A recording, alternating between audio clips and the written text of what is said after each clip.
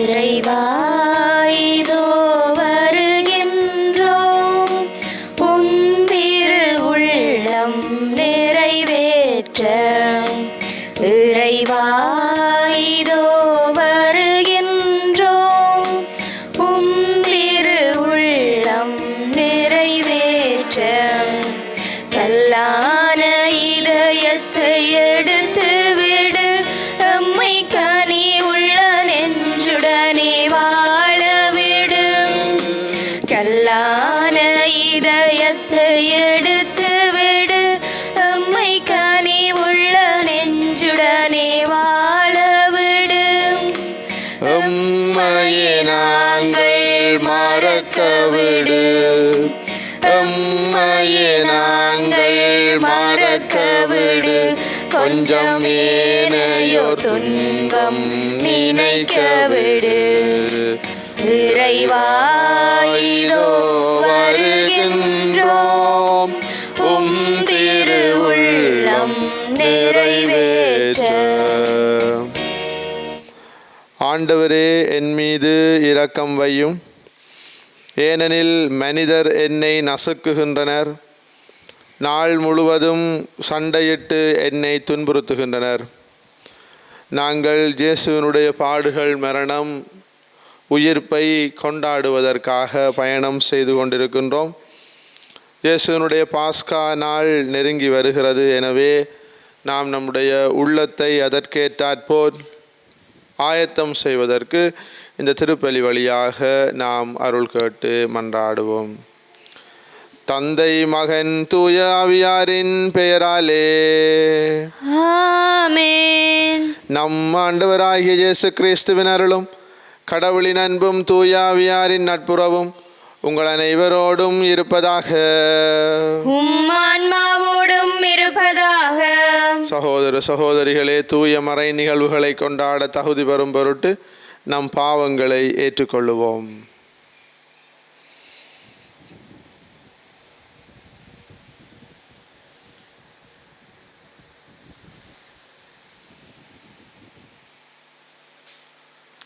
எல்லாம் வல்ல இறைவனிடமும் சகோதர சகோதரிகளே, உங்களிடமும் நான் பாவியனை ஏற்றுக்கொள்கின்றேன்.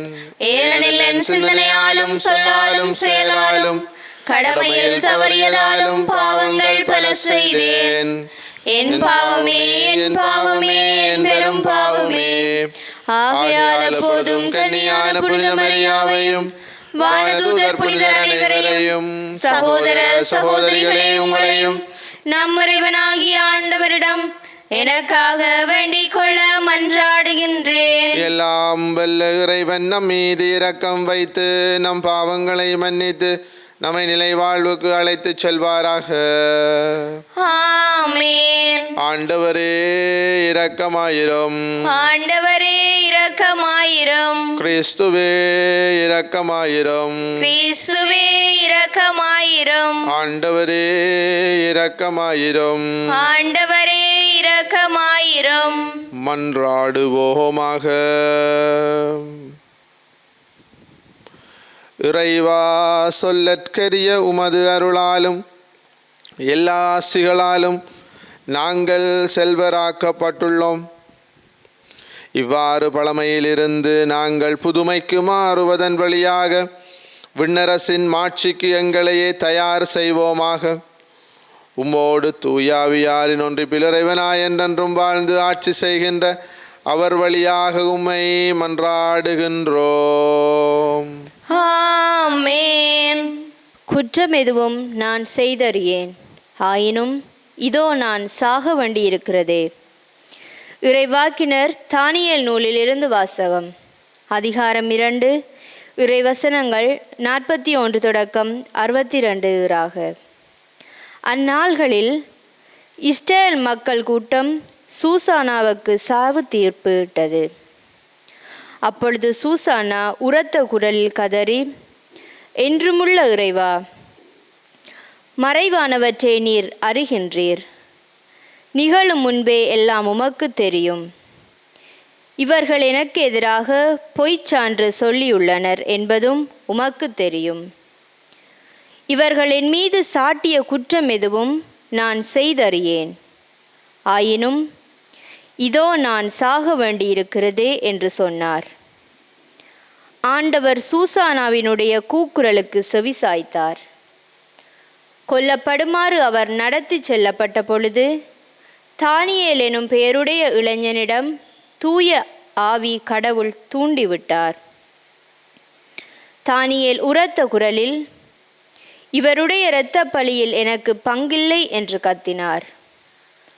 மக்கள் அனைவரும் அவர்பால் திரும்பி, நீர் என்ன சொல்கிறீர் என்று வினவினர். அவரோ அவர்கள் நடுவே நின்று கொண்டு பின்வருமாறு சொன்னார். இஸ்ரேல் மக்களே, வழக்கை ஆராயாமலும் உண்மையை அறிந்து கொள்ளாமலும் இஸ்ரேல் மகள் ஒருத்தியை தீர்ப்பிட துணிந்து விட்டீர்களே, அந்த அளவுக்கு நீங்கள் அறிவிலிகளா? நீதி வழங்கும் இடத்திற்கு திரும்பி போங்கள். இம்மனிதர்கள் இவருக்கு எதிராக பொய்ச்சான்று சொல்லியிருக்கிறார்கள் என்றார். எனவே மக்கள் எல்லோரும் விரைவாக திரும்பி வந்தார்கள். மற்ற மூப்பர்கள் தானியேலிடம், நீர் வந்து எங்கள் நடுவே அமர்ந்து எங்களுக்கு விரிவாய் விளக்கி காட்டும். ஏனெனில் மூப்பருக்குரிய சிறப்பை கடவுள் உமக்கு அளித்துள்ளார் என்று வேண்டிக் கொண்டார்கள். அப்பொழுது தானியேல், இவர்களை தனித்தனியாய் பிரித்து தொலையில் வையுங்கள், நான் இவர்களை வினவுவேன் என்றார். எனவே அவர்கள் இருவரையும் தனித்தனியே பிரித்து வைத்தார்கள். அப்பொழுது தானியேல் அவர்களுள் ஒருவரை அழைத்து, தீச்செயலில் விளைந்தவனே, நீ முன்பு செய்த பாவங்கள் இப்பொழுது வெளியாகிவிட்டன. மாசற்றவர்களையும் நீதிமான்களையும் சாவுக்கு உள்ளாக்காதே என்று ஆண்டவர் சொல்லியிருந்தும் நீ முறைகேடாக தீர்ப்புக்கள் வழங்கி மாசற்றவர்களை தண்டித்து குற்றவாளிகளை விடுவித்தாய். இதோ நீ உண்மையிலேயே சூசன்னாவை பார்த்திருந்தால் இந்த மரத்தடியில் அவர்கள் கூடியிருக்க கண்டாய் சொல் என்று கேட்டார். அதற்கு அவர், விழா மரத்தடியில் என்றார். அதற்கு தானியேல், நீ நன்றாய் பொய் சொல்கிறாய், அது உன் தலைமேலே விழும். ஏனெனில் கடவுளின் தூதர் ஏற்கனவே இறைவனிடமிருந்து தீர்ப்பை பெற்றுவிட்டார். அவர் உன்னை இரண்டாக வெட்டி பிளப்பார் என்றார். பின்னர் அவரை அனுப்பிவிட்டு மற்றவரை தம்மிடம் அழைத்து வருமாறு பணித்தார். அவரை நோக்கி, நீ ஜூதாவுக்கல்ல கானானுக்கு பிறந்தவன். அழகு உன்னை மயக்கிவிட்டது, காமம் உன்னை நெறி தவறச் செய்துவிட்டது. நீங்கள் இருவரும் இஸ்ரேல் மகளிரை இவ்வாறே நடத்தி வந்திருக்கிறீர்கள். அவர்களும் அச்சத்தால் உங்களுக்கு இணங்கி வந்திருக்கிறார்கள். ஆனால் ஜூதாவின் மகளாகிய இவரால் உங்கள் தீச்செயலை பொறுத்து கொள்ள முடியவில்லை. இதோ எந்த மரத்தடியில் சேர்ந்திருக்கும் பொழுது நீ இவர்களை பிடித்தாய் சொல் என்றார். அவரோ கருவாலி மரத்தடியில் என்றார். தானியேல் அவரிடம், நீயும் நன்றாக பொய் சொல்கிறாய், அது உன் தலைமேலேயே விழும். ஏனெனில் உன்னை இருகூறாக வெட்டவும் இவ்வாறு உங்கள் இருவரையும் அழித்தொழிக்கவும் கடவுளின் தூதர் வாளுடன் காத்து கொண்டிருக்கிறார் என்றார். உடனே மக்கள் கூட்டம் முழுவதும் உரத்த குரல் எழுப்பி தம்மில் நம்பிக்கை வைப்போருக்கு மீள்பளிக்கும் கடவுளை போற்றியது. அவர்கள் அந்த முதியோர் இருவரும் எதிராக எழுந்தார்கள். ஏனெனில் அவர்கள் பொய்ச்சான்று சொன்னதை அவர்கள் வாய்மொழியாகவே தானியேல் மெய்ப்பித்திருந்தார். அம்முதியோர் பிறருக்கு செய்ய இருந்த தீங்கை அவர்களுக்கே மக்கள் செய்தார்கள். மோசே சட்டப்படி அவர்களை கொன்றார்கள். இவ்வாறு மாசற்ற சூசானா அன்று காப்பாற்றப்பட்டார். ஆண்டவரின் அருள்வாக்கு. இறைவனுக்கு நன்றி. பதிலுரை பாடலுக்கு பல்லவியாக, இருள் சூழ் பள்ளத்தாக்கில் நான் நடக்க நேர்ந்தாலும் நான் எதற்கும் அஞ்சிடேன். இருள் சூழ் பள்ளத்தாக்கில் நான் நடக்க நேர்ந்தாலும் நான் எதற்கும் அஞ்சிடேன். இருள் சூழ் பள்ளத்தாக்கில் நடக்க நேர்ந்தாலும் நான் எதற்கும் அஞ்சிடேன். ஆண்டவரே என் நாயர், எனக்கு ஏதும் குறையில்லை. பசும்புல் வழி மீது என்னை அவர் இளைப்பாறச் செய்வார். அமைதியான நீர்நிலைகளுக்கு என்னை அழைத்துச் செல்வார். அவர் எனக்கு புத்துயிர் அளிப்பார். இருள் சூழ் பள்ளத்தாக்கில் நடக்க நேர்ந்தாலும் நான் எதற்கும் அஞ்சிடேன். தம் பெயருக்கேற்ப என்னை நீதி வழி நடத்திடுவார். மேலும் சாவின் இருள் சூழ் பள்ளத்தாக்கில் நான் நடக்க நேர்ந்தாலும் நீர் என்னோடு இருப்பதால் எத்தீங்கிற்கும் அஞ்சிடேன். கோலும் நெடுங்கலியும் என்னை தேற்றும். இருள் சூழ் பள்ளத்தாக்கில் நடக்க நேர்ந்தாலும் நான் எதற்கும் அஞ்சிடேன். என்னுடைய எதிரிகளின் கண் முன்னே எனக்கு ஒரு விருந்தினை ஏற்பாடு செய்கின்றீர். என் தலையில் நறுமண தைலம் பூசுகின்றீர். எனது பாத்திரம் நிரம்பி வழிகின்றது. இருள் சூழ் பள்ளத்தாக்கில் நடக்க நேர்ந்தாலும் நான் எதற்கும் அஞ்சிடேன். உண்மையாகவே என் வாழ்நாள் எல்லாமும் அருள் நலமும் பேரன்பும் என்னை புடை சூழ்ந்து வரும். நானும் ஆண்டவரின் இல்லத்தில் நெடுநாள் வாழ்ந்திருப்பேன். இருள் சூழ் பள்ளத்தாக்கில் நடக்க நேர்ந்தாலும் நான் எதற்கும் அஞ்சிடேன். இருள் சூழ் பள்ளத்தாக்கில் நடக்க நேர்ந்தாலும் நான் எதற்கும் அஞ்சிடேன்.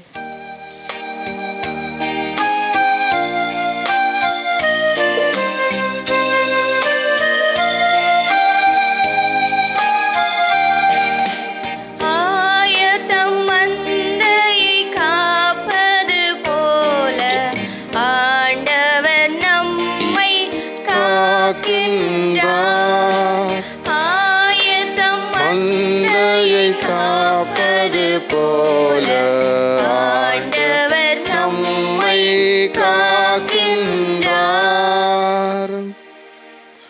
தீயோர் சாக வேண்டும் என்பது என் விருப்பமன்று, ஆனால் அத்தீயோர் தம் வழிகளில் நின்று திரும்பி வாழ வேண்டும் என்பது என் விருப்பம் என்கிறார் ஆண்டவர். மந்தையை காப்பது போல ஆண்டவர் நம்மை காக்கின்றார். ஆண்டவர் உங்களோடு இருப்பாராக. ஆன்மாவோடும் இருப்பாராக. யோவான் எழுதிய தூய நற்செய்தியிலிருந்து வாசகம். ஆண்டவரே, மாட்சி உமக்கே. இயேசு மக்களை பார்த்து, உலகின் ஒளி நானே. என்னை பின்தொடர்பவர் இருளில் நடக்க மாட்டார், வாழ்வுக்கு வழிகாட்டும் ஒளியை கொண்டிருப்பார் என்றார்.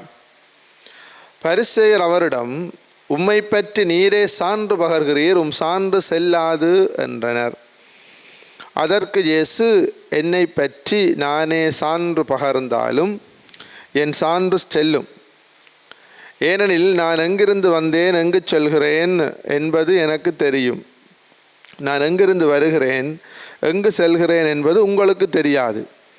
நீங்கள் உலக போக்கின்படி தீர்ப்பு அளிக்கிறீர்கள். நான் யாருக்கும் தீர்ப்பு அளிப்பதில்லை. ஆனால் நான் தீர்ப்பு வழங்கினால் அத்தீர்ப்பு செல்லும்.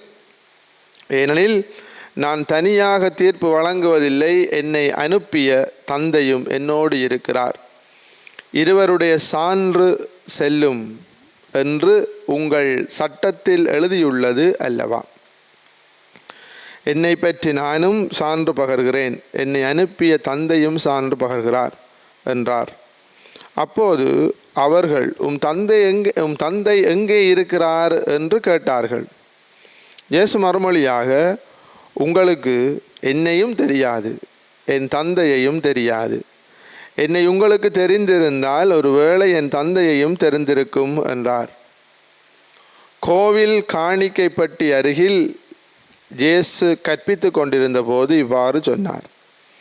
அவரது நேரம் இன்னும் வராததால் யாரும் அவரை பிடிக்கவில்லை. இது கிறிஸ்து வழங்கும் நற்செய்தி. கிறிஸ்துவே உமக்கு புகழ். அன்பான உறவுகளே, நாங்கள் தவக்காலத்தின் 5வது வாரத்திலே பயணிக்கிறோம்.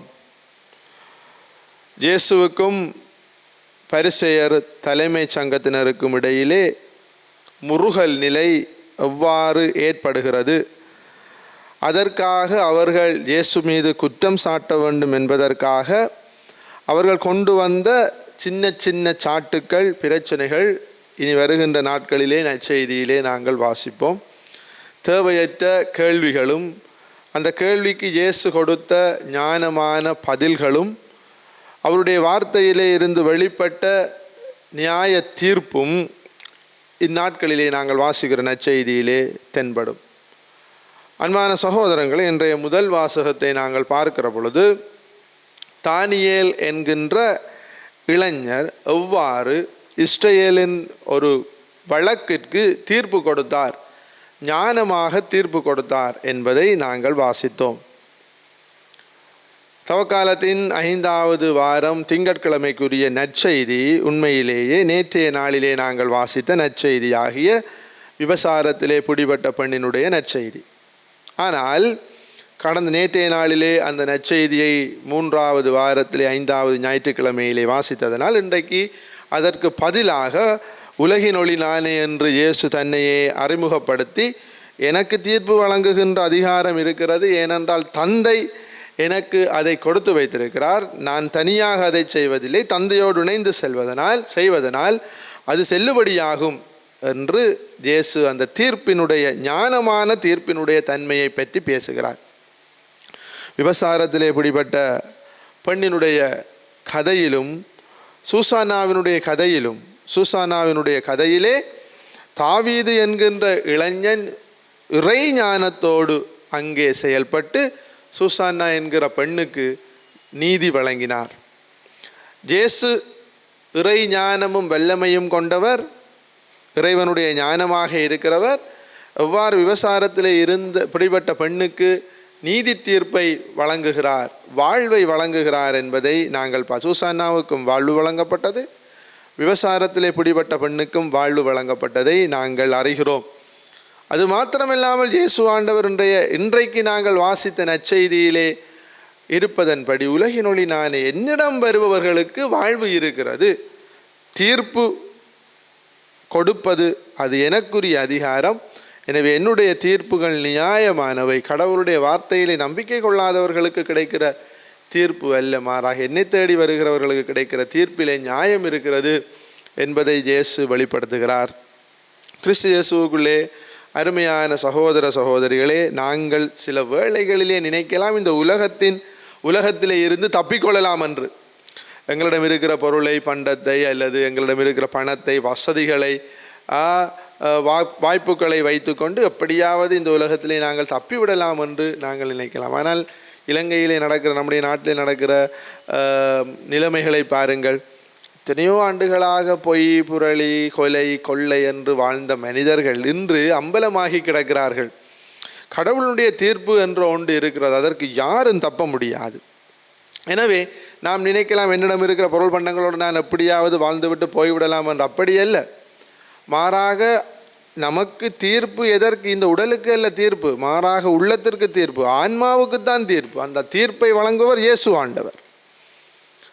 எனவே நாங்கள் நினைக்கலாம், இந்த உலகத்திலே இந்த உடலோடு எப்படியாவது வாழ்ந்துவிட்டு போய்விடலாம் என்று. அப்படியல்ல, மாறாக இறைவார்த்தையின் ஒளியிலே வாழ, வளர, சிந்திக்க, தியானிக்க மறுக்கின்ற பிள்ளைகளுக்கான தீர்ப்பு வார்த்தையாலேயே கிடைக்கும். இயேசுவினுடைய வார்த்தையே அந்த தீர்ப்பு வழங்குகின்ற ஊடகமாக இருக்கும். எனவே கிறிஸ்து இயேசுவுக்குள்ளே அருமையானவர்களே, இந்த தவக்காலம் நமக்கு எதை தருகிறது என்று சொன்னால், நம்முடைய ஆன்மா படுகுழியிலே விழாதிருக்க இந்த வருடத்திலே நாங்கள் தவக்காலத்தின் 3வது ஞாயிற்றுக்கிழமையிலே வாசித்த அந்த நற்செய்தி வாசகம் என்ன?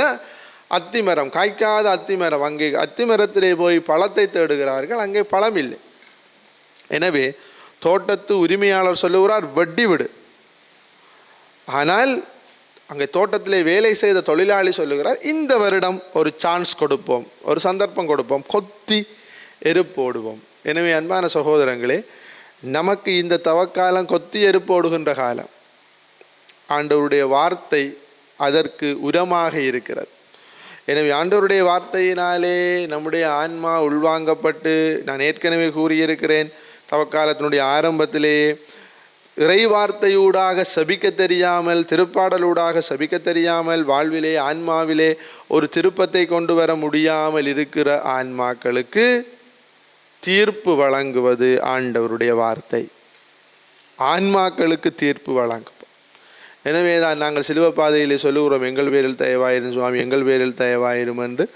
அதுபோன்று எங்களுடைய ஆன்மாவிலே உணர்ந்து கொண்டு பாவங்களுக்கு மடிந்து கொண்டு இறைவார்த்தையின் ஒளியிலே வாழுகின்ற பிள்ளைகளுக்கு தீர்ப்பு வழங்குபவர் இயேசு. இல்லையென்றால் நம்முடைய வாழ்வு மடிந்து போகும், நம்முடைய ஆன்மா படுகுழியை காணும்.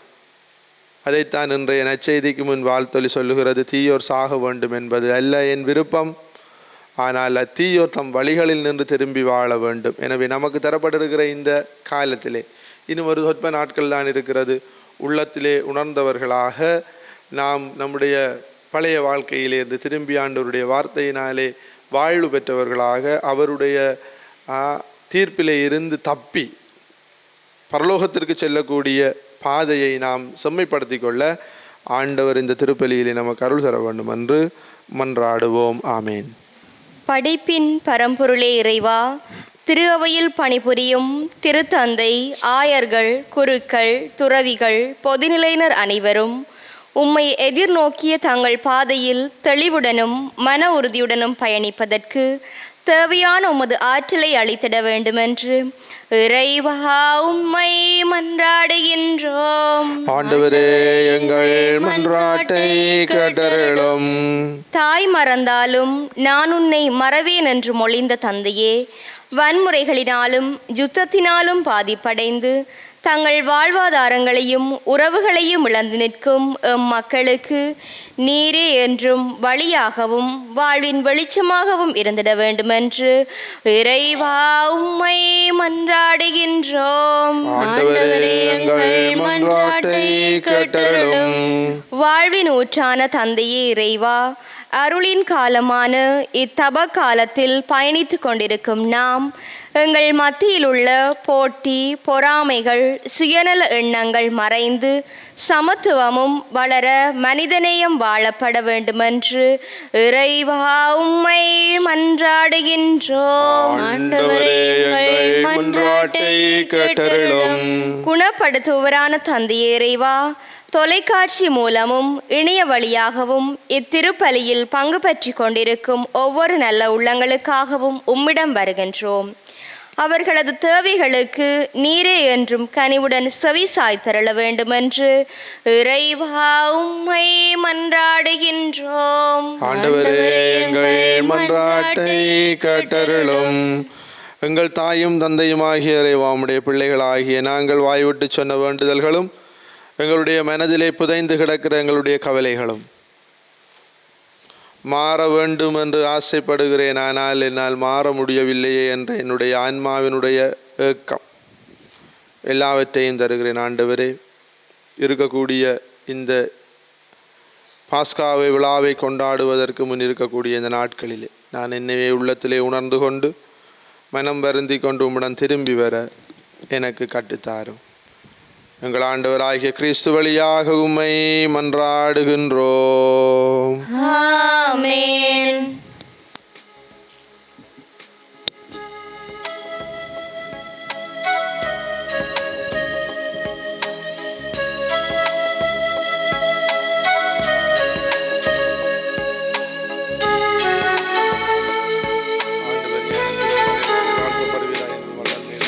இதை நான் தருவேன் இறைவா, உம் இதயத்தின் அன்பிற்கீடாக. இதை நான் தருவேன் இறைவா. உரை நான் செய்தேன் இறைவா, பாவக்குழியில் விழுந்தேன் இறைவா. குறை நான் செய்தேன் இறைவா, பாவக்குழியில் விழுந்தேன் இறைவா. கரையாம் பாவத்தை நீக்கிடவே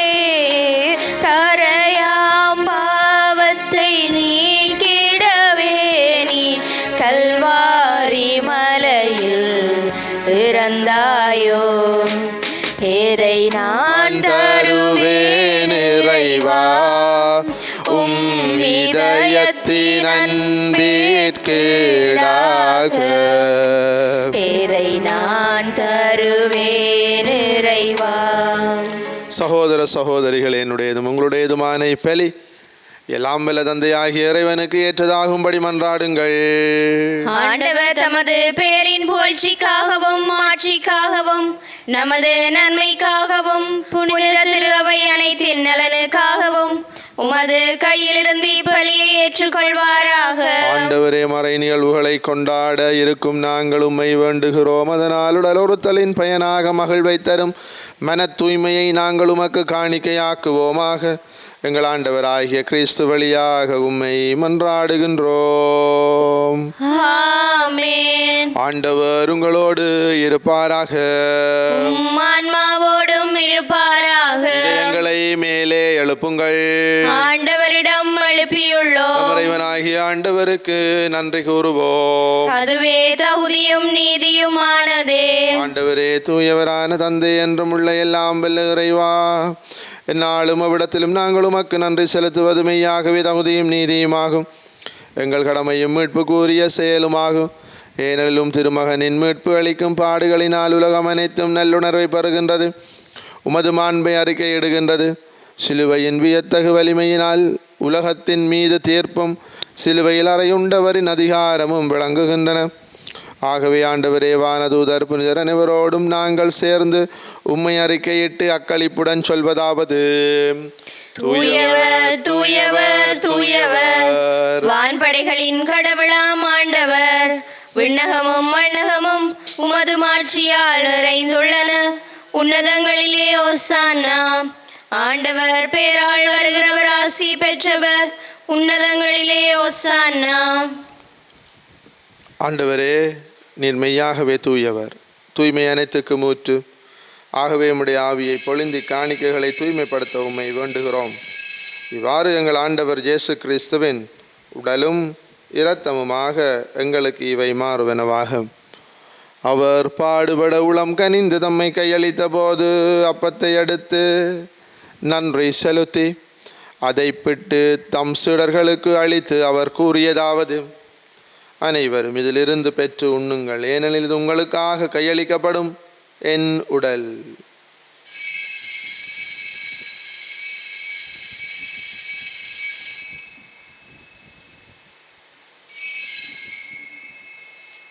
அவ்வண்ணமே இரவு விருந்து அருந்திய பின் கிண்ணத்தையும் எடுத்து மீண்டும் உமக்கு நன்றி கூறி தம் சீடர்களுக்கு அளித்து அவர் கூறியதாவது: அனைவரும் இதிலிருந்து பெற்று பருகுங்கள், ஏனெனில் இது புதிய நிலையான உடன்படிக்கைக்குரிய இரத்தத்தின் கிண்ணம். இது பாவ மன்னிப்பு கண்டு உங்களுக்காகவும் பலருக்காகவும் சிந்தப்படும். இதை என் நினைவாகச் செய்யுங்கள்.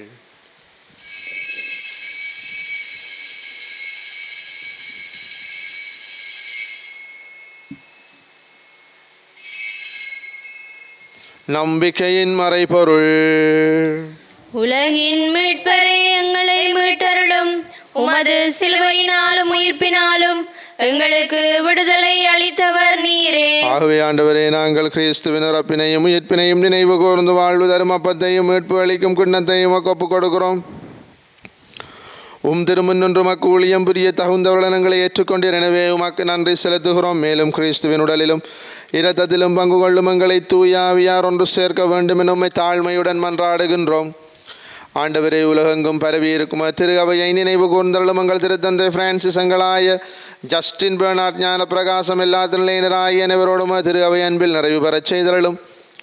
மேலும் உயிர்த்தலும் எதிர்நோக்குடன் துயில் கொள்ளும் எங்கள் சகோதர சகோதரிகளையும் இறந்தோர் அனைவரையும் இரக்கத்துடன் நினைவு கூர்ந்தும் திருமுகோழியினுள் ஏற்றலும் எங்கள் அனைவர் மீதும் இரக்கமாயிரும். கடவுளின் கன்னித்தாயான புனித மரியா, அவருடைய கணவரான புனித யோசேப்பு, புனித திருத்தூதர்கள், இலங்கையின் திருத்தூதர் புனித யோசவாஸ், இவ்விலையில் உமக்கு உகந்தவராயிருந்தோர் ஆகிய புனிதர் அனைவருடனும் நாங்கள் நிலை வாழ்வில் பங்கு கொள்ளும் தகுதி பெற்று திருமகன் இயேசு கிறிஸ்து வழியாக உம்மை புகழ்ந்தேத்தும் பெறமருள உம்மை மன்றாடுகின்றோம். இவர் வழியாக இவரோடு இவரில் எல்லாம் வல்ல இறைவனாகிய தந்தையே, தூய ஆவியாரின் ஒன்றிப்பில் எல்லா புகழும் மாட்சியும் என்றென்று உமக்கு உரியதே.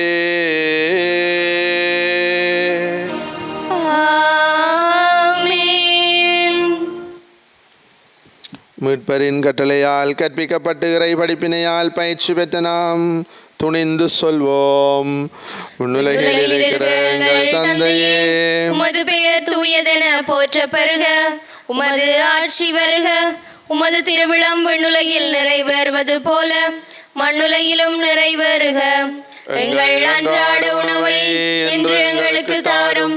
எங்களுக்கு எதிராக குற்றம் செய்வோரை நாங்கள் மன்னிப்பது போல எங்கள் குற்றங்களை மன்னியும். எங்களை சோதனைக்கு உட்படுத்தாதேயும், தீமையிலிருந்து எங்களை விடுவித்தருளும். ஆண்டவரே, தீமை அனைத்திலிருந்து எங்களை விடுவித்து எங்கள் வாழ்நாளில் அமைதியை கனிவுடன் அருளவும் உம்மை மன்றாடுகின்றோம். உமது இரக்கத்தின் உதவியால் நாங்கள் பாவத்தில் இருந்த போதும் விடுதலை பெற்று யாதொரு கலக்கமும் இன்றி நலமாயிருப்போமாக. நாங்கள் எதிர்நோக்கி இருக்கும் பேரின்பத்துக்காகவும் மீட்பராகிய இயேசு கிறிஸ்துவின் வருகைக்காகவும் காத்திருக்கின்றோம். ஏனெனில் ஆட்சியும் வல்லமையும் ஆட்சியும் என்றென்றும் உமதே.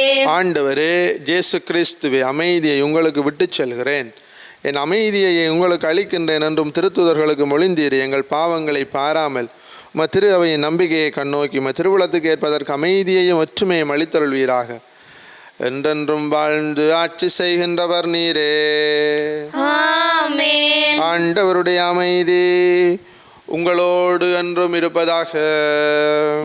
ஆன்மாவோடும் இருப்பதாக. ஒருவருக்கொருவர் கிறிஸ்துவின் அமைதியை பகிர்ந்து கொள்வோம். உங்களுக்கு அமைதி உரித்தாகுக.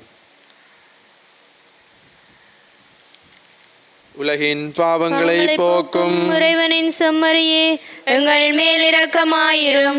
உலகின் பாவங்களை போக்கும் இறைவனின் செம்மறியே, எங்கள் மேல் இரக்கமாயிரும். உலகின் பாவங்களை போக்கும் இறைவனின் செம்மறியே, எங்களுக்கு அமைதியை அளித்தருளும்.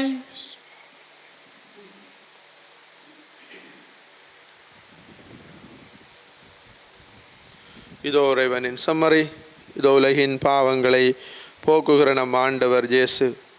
செம்மறியின் திருவிருந்துக்கு அழைக்க பெற்றோர் பேறு பெற்றோர்.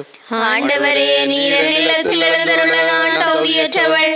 ஆனால் ஒரு வார்த்தை மட்டும் சொல்லியருளும், எனது ஆன்மா நலமடையும். கிறிஸ்துவின் திருவுடலும் இரத்தமுமே காத்தமக்கு நிலை வாழ்வை தருவதாக. ஆமீன்.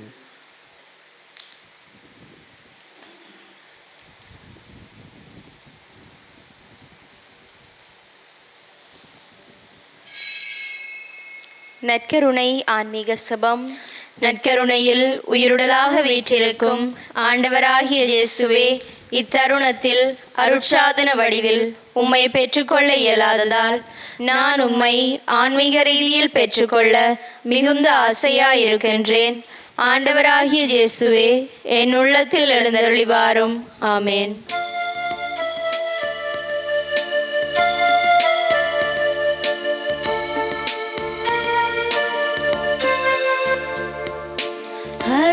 வடிவே ஆனந்தமே, வரமொன்று தருவாயா. திருவிருந்தே அருமருந்தே, அருகினில் வருவாயா.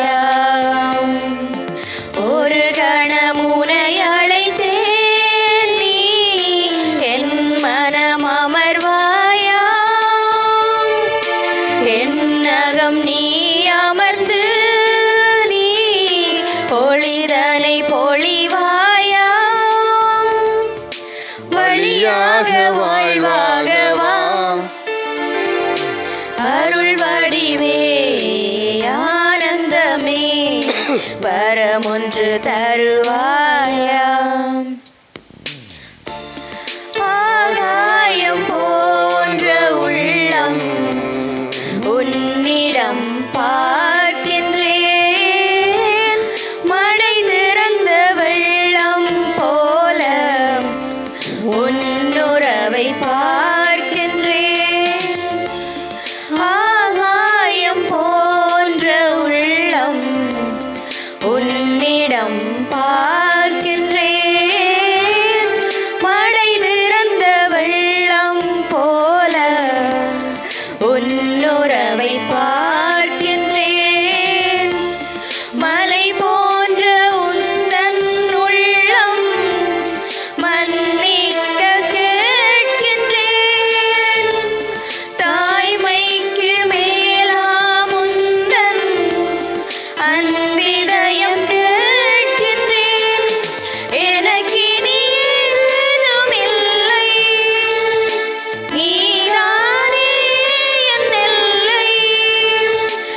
அடைவேனே உன்னை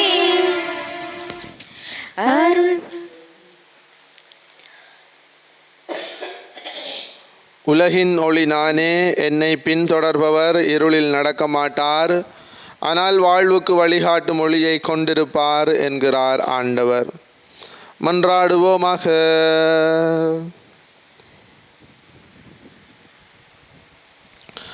ஆண்டவரேயும் அருளடையாளங்களின் ஆசியால் வலிமை பெற்ற நாங்கள் உம்மை வேண்டுகின்றோம். இவற்றால் நாங்கள் எப்பொழுதும் குற்றங்களிலிருந்து கழுவ பெற்று கிறிஸ்துவை பின்பற்றி உம்மை நோக்கி முன்னேறி வருவோமாக. என்றென்றும் வாழ்ந்து ஆட்சி செய்கின்ற அவர் வழியாக உம்மை மன்றாடுகின்றோம். ஆமென்.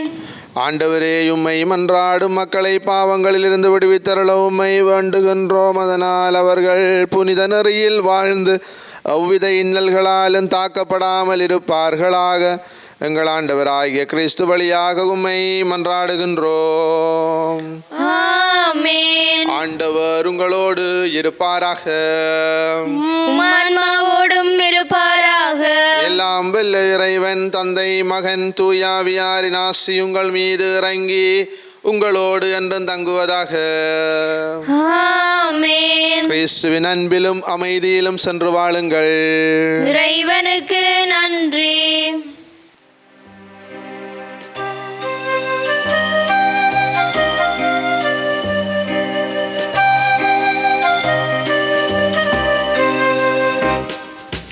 அம்மா உன் மலர் பாதம் வருவேன், அன்பை என் கரம் வாரி தருவேன்.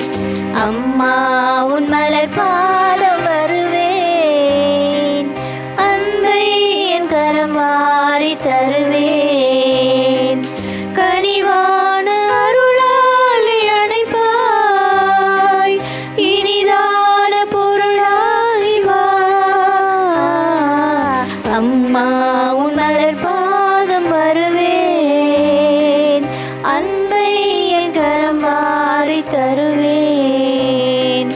பாவங்கள் நிழலில் பாவி உயிர் தேடி உன் பாதம் நான் சரணம்.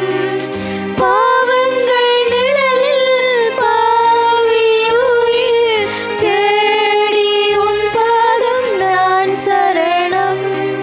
காலங்கள் மாறும் கவலைகள் தீரும், காலங்கள் மாறும் கவலைகள் தீரும். அருளே நீ வடிவானதாயே. அம்மா உன் மலர் பாதம் வருவேன், அருளை என் கரம் வாரி தருவேன்.